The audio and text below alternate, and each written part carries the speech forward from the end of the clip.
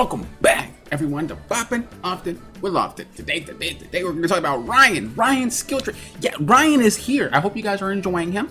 I know you guys are waiting for your other characters, but hey, you can do what you can only do, right? So we're going to go through and discuss the best PvE and PvP skill tree for Ryan. If you guys would like early access to my content so that way you can watch it as soon as it drops, as well as support the channel, make sure you scroll onto that Patreon link below and see if that's something for you. Alright, so we're going to be talking about the PvE skill tree right now. So this is going to be the dungeon skill tree, basically. So the way I put points into a skill tree is to make sure you have options to be able to put points wherever you want. The last thing you want to do is just fill up all your points and then have nothing else left to get what you maybe want later. So my skill tree guides are designed to allow you to put points wherever you're thinking fit. Maybe you want a point here, you can put points there. You know what I mean? It's supposed to help you not run out of points. So as far as dungeon goes, the jump attack, you don't need it. You don't need any of those. It's fine. The jump attack to a dash, definitely needed. What this does, it allows you to dash after you jump attack. It's pretty nuts. Panther swiftness, that's up to you. Basically, this allows him to just run, and he runs faster. Ryan just dashes. He's kind of like Spearman. In my opinion, I don't use it because he's like Spearman, so I don't care. But if you guys would like to run around and stuff like that, by all means, put points into that. Dash attack level 3, not necessary. You can put dash attack into level 2 if you would like, or you can keep it the same. Doesn't really matter. I personally wouldn't put any points into it. As far as the critical combo cleave, you can if you want. Not necessary. Up to you. What this does, it allows you to kind of just do like a little combo and then slam them to the ground. Up to you if you would like. Most of the time when I'm in dungeons, I'm not dash attacking, I'm just straight up attacking. But if you guys are more of the dash attack type, by all means put a point into that. I don't recommend putting points into either of these combo attacks, and then of course combo application, put a point into that. So this is pretty much what you're looking at if you are deciding to do my route. Like I always say, you know, this is what's best for me. And this is what I think is best if you want to have as much points as possible, because a lot of this stuff you don't really use in skill trees, but you get it anyway. Now let's talk about the special abilities. So if you want for sure damage really quickly, leeching slime is what you go. In my opinion though, when I'm in dungeons, I don't want to just do a half a second ability, right? You want to be invulnerable for as long as possible. It allows you to remain invincible a lot more than leeching slime. And it pretty much does similar damage. Leeching slime just does it really quickly, and twin blade just does it slowly, but you're invulnerable for a lot longer. The second ability here, so this one's kind of weird because it's not that great. His second ability isn't that great at all. If I were you, I would either stay on the Titan Axe level 1 or I would go Titan Axe level 2. If you guys want to also go with Canyon Carver, feel free. I just don't think it's that good. I think they nerfed it, so I would just recommend going with those. I wouldn't put it in 3 because that's just too much. The amount of launch potential that he has in Titan Axe 3 is just not worth it. So I recommend staying at Titan Axe level 1 or going to Titan Axe level 2. And then if you want to experiment with any other of his abilities, feel free. But I think personally these two are the go if you do happen to put points in this for PvE. I mean, you could also go Big Axe Destruction. I mean, it looks cool, not gonna lie. Both of these look really cool, but it's just not necessary. It's not really that much more damage. It's kind of whatever. And then the last thing here, we can either go Resurrection if you want to be more of like, okay, I can, you know, res you guys. If you want to be a little more selfish and really go for that damage, then by all means you can go Hammering Crusher, or you can go Nature Commander. Both really, really solid DPS tools. The rest of it's kind of eh. Now for the most part, you're not really putting too many points into this anyway, because of the simple fact that you're probably going to be transformed most of the time. Now the reason why we're not really putting that many points into this anyway is because you're going to be transforming a lot. Right, so what do you really need to have access to a lot of these unless you're just going to have fun with it? So these are the things that I recommend. Pretty much something like this. I personally wouldn't do the Resurrection until like later into levels. I would just go Nature Commander because it looks really cool. But Hammering Crusher is just as fine as well. The rest of them are okay, but it's just like, they always were like, eh. If you want to be fancy, go Big Axe Destruction. Otherwise, Titan Axe level 1 or 2 is your best bet. Same thing with Canyon Carver if you want to, you know, be fancy. By all means. So all 4 of those are solid choices. Only Resurrect, Hammering Crusher, and Nature Commander are the best choices in my opinion. And I like Twin Blade because I like being invincible for longer. So those are my options. Then of course, when you want to put points into other stuff, you have a lot of points to spare. Let's talk about shared skill tree. I mean, nothing really. Transform, you know, just put it all. It's whatever. So the reason why sometimes you might not want to go Resurrect is because of the fact that you get one anyway in your shared skill tree. So you don't really need to go Resurrect. The thing is though, that will resurrect party members. This one just resurrects yourself. With this, you become invincible. Stonewall, whatever. Honestly, it's I don't really use that in PvE. As far as totems go, you don't really gain mana anymore while in skill, so this one's kind of up to you.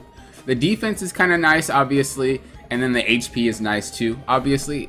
This one's just more party oriented. I mean, they both are, honestly. I can't even lie. They're both good. If you feel like there's a lot of burst damage, maybe go defensive totem. If you feel like you need to heal more, go revitalize. I honestly would opt for more defense totem because a lot of people are getting one shot, so I would opt for that one.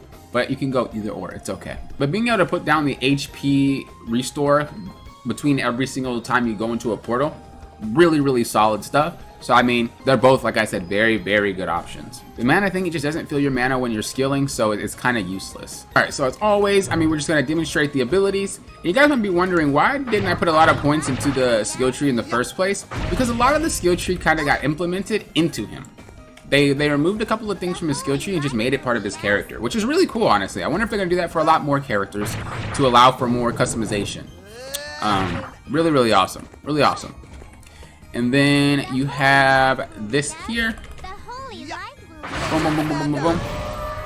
Love it, love it, love it. Now the cool thing about this is it actually gives your team more damage. So if we do the ability, I'm actually blocking it. Let me see if I can move it. Okay, you see, there's that thing and it says it gives it more damage. I'm in the middle of the screen now. How are you guys doing? Those are the good things that I think you should take in the skill tree when you're dealing with PvE. Let's hop over to the PvP section. All right, so for PvP, what we're gonna do is not take any of these jump attacks once again.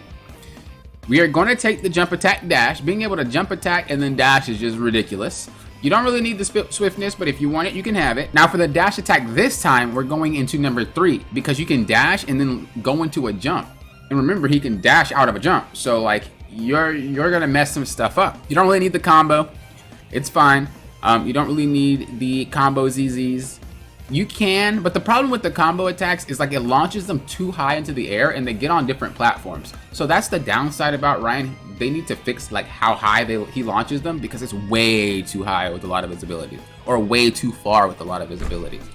With combo, you can have it if you want. So the thing about having combos and not having combos here is that when you're attacking without the combo application, you're attacking less, but you're still doing a lot of damage. With the combo application, you're actually attacking more, but it's a little bit less damage per hit. When it comes to PvE, that's what you want because each hit you get mana, right? But if your goal is to not really sit there combo attacking for a long time and you just want to get in, boom, boom, hit you a couple times and I'm out, then I would recommend just leaving the combo off. As far as skills go, once again, I think Twin Blade is the GOAT. The thing about Twin Blade and Leeching Slime, the differences is once again, like I said, you're invulnerable for a lot longer, but also it does set up for a grab. Leeching Slime sets up for a grab without actually having to work for it. You're gonna have to learn how to air grab if you want to get the most out of it. Pretty much the same damage, but you're just gonna have to learn to air grab. They also nerfed Leeching Slime. It doesn't actually sit on the ground for as long as it did in the previous version of Grand Chase, so it's not as strong as it was, and it's a little bit harder to hit this time around than it was before. The hitboxes are smaller and they disappear way faster. The second ability, what we can do is we can go with Titan Axe level 2, as I said before, or we can go with Thunderpool. Thunderpool is great, especially if they're far away. Bam! Throw it at them, yank them back. It's really up to you how you want to do it because then you can easily combo them. Like, it's really, really up to you what you want. Also, going Titan Axe level 2 is really good here too. When you start a skill with a character, usually there's a split second where they can skill 2 or they can jump away, dash away. But Titan Axe level 2 actually like stuns them, so their hands are up like this and they can't do anything. And in which case, it's just a for sure hit unless they counter. So I recommend that. Mid-range fighting, if you're really having trouble catching people, go ahead and go for that Thunderpool. If you're just close up and personal and we're doing a thing, then by all means go Titan Axe. Both are very, very solid options. Titan Axe level 3 launches them way too high and it's just ridiculous. Canyon Carver just does no damage and Big Axe Destruction is super hard to hit, so not necessary. And then for the final ability, of course, Hammering Crusher is solid, and once again, so is Nature Commander. Both really, really solid options. Fright Punisher, not that great. Phoenix Assault, hard to hit, and it's not really that great. And then Bloody Funeral, you can skill out of that, so it's just not good. So let's talk about the transformation. Now, a lot of people might be wondering, how do you transform as Ryan? You have to press spacebar once your thing is equipped, and he has 2 skills. It's kind of like Armate. If you press X, it swaps. It's like the same thing with Ryan. It swaps, and he can go ahead and turn into the Wolf Boy. You see? Now, I don't have any skills equipped just because like there was no reason to. I don't need to really show you that. You get bonus attack, you get bonus defense, you get bonus vitality. I mean, it increases your attack, your party's attacks. I mean, there's really no reason not to go into the Wolf. I mean, look at the dashes. I mean, it's disgusting. You can flash step with this bad boy. You can shadow step with this bad boy.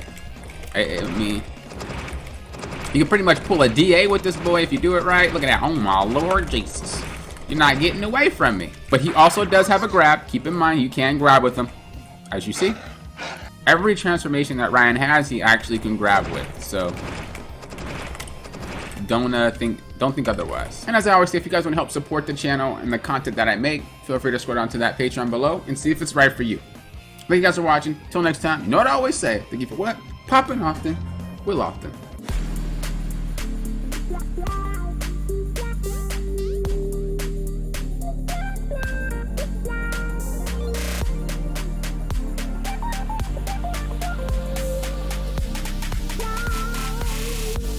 Wow.